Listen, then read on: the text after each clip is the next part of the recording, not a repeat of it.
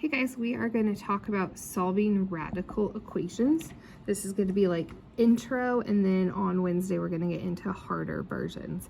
So when we solve a radical equation, what we want to do is we want to get that square root all by itself. So in this example here, we're going to work through 12. On this example here, in order to get that square root by itself, I'm going to divide by -10 on both sides. Okay. If the square root is already by itself, you can skip that first step. Right. In order to now continue to solve, I need to get rid of this square root. What undoes a square root is a squared, so I am going to square both sides of my equation. A squared gets rid of a square root, so I'll just have v minus 10. And over here, I'm going to have a 36. Okay.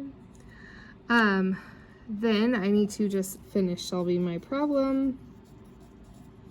I'm left with v equals 46. There was nothing else to do and nothing else to solve, and I'm just done. Okay. So step 1, try and get the radical by itself, and then solving is super easy. All right, problem number 2, I'm going to take a look at 27 here. Okay. On 27, I'm going to need to get that radical by itself again, so I'm going to move that 3 to both sides. And now it is by itself. Now, though, after we square it, you'll notice that this over here is a squared of two things. So what that really means is we need to do m plus 3 times m plus 3. So I'll do it over here so that I do not have to take extra steps in my problem. You can if you want to. Okay, so that's what it ends up with. So now what I need to do is I need to get a 0 on one side because I have a quadratic to solve. So I'm going to minus m minus 59.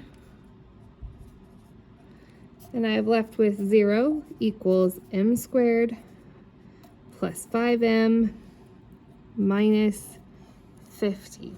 Okay. So then I can take a look at that and see, okay, is there something that multiplies to make 50 but adds to make 5? Okay, so it looks like I can use 10 and 5, right? Because that 5 is positive, this one needs to be negative, so I have m plus 10, m minus 5 for answers of m minus 10 and m equals 5. All right. But for these ones, because we're working here with a square root, we need to check these to make sure that they actually work. If we take a look at the front one, I didn't have us check that one. If I take a look super quickly here and I throw it in like I should have, I would have 46 minus 10. Does that equal negative 60? Okay. So if I take a look really quick, square root of 36, or 6 times negative 10. Yes, it equals negative 60, so yes, that was an answer. Okay, I skipped that part. So now I need to throw in 10 and 5 back into the original and see if they work. Okay, so I'm going to have negative 3 plus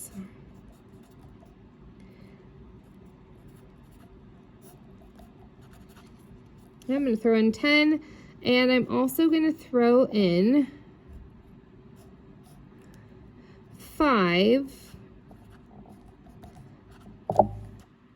and see which one of them works. So over here I got negative 39 plus the square root of 49 equals, oh, well, this m, we need that to equal negative 10. Okay. And then over here, We want that to equal 5. Okay, so square root of 49 is 7. Negative 3 and 7 is 4. And that does not equal negative 10. So that means that negative 10 is not going to be one of our answers. Okay, so now I'm going to try it over here, and I'm going to end up with negative 3 plus the square root of 64. This is 8 plus negative 3, or 5 equals 5. So we're good. So 5 is our answer. If you solve it and nothing works, then your answer is going to be no solution. Okay. For this worksheet, you can pick if you want to do the evens or if you want to do the odds.